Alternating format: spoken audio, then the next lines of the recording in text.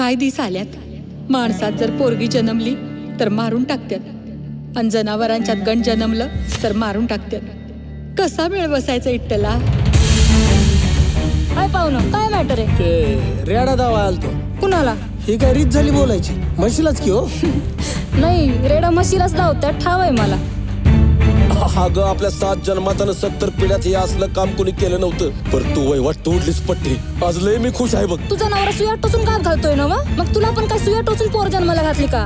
आता मी कुणाचं ऐकायची नाही. कसा याला बोलवून त्याला इकूनच टाकते.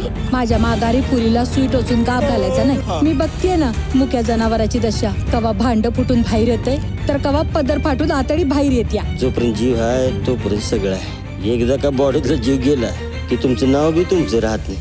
कंचा बी धंदा वांगाळ नसतो ग. वांगाळ असते ती माणसाची नजर.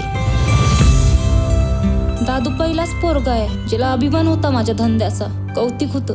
माझ्या धाडशीपणाबद्दल लोकांना असा छाती ठोकून सांगायचा. काय इज्जत आहे का या धंद्याला? पोरीला मारून काय होणार आहे? एक तर रेडा मिळणार नाही तर नाही, वरनं जेलात जायची पाळी. इथं माणसांचं काय खरं नाही, जनावरांचं काय घेऊन बसलंस? अरे अरे ती फुलवा गेली की पळून. कुणा संगत? रेड्या संगत. रे पुरी हयात गेली माझी, पर असलं काही ऐकलं नव्हतं बाई. अरे माझ्या राजाला कसा बरोबर काय निघालीस? त्या रेड्याची 3री पिढी आहे या घरात. त्याच्या जीवाला काय वाटत नसेल का?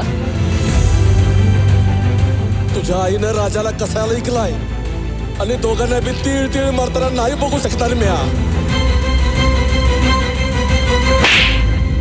हात सोडायचा, नाहीतर लई मोठं मॅटर होईल. तुला पटतंय का हे?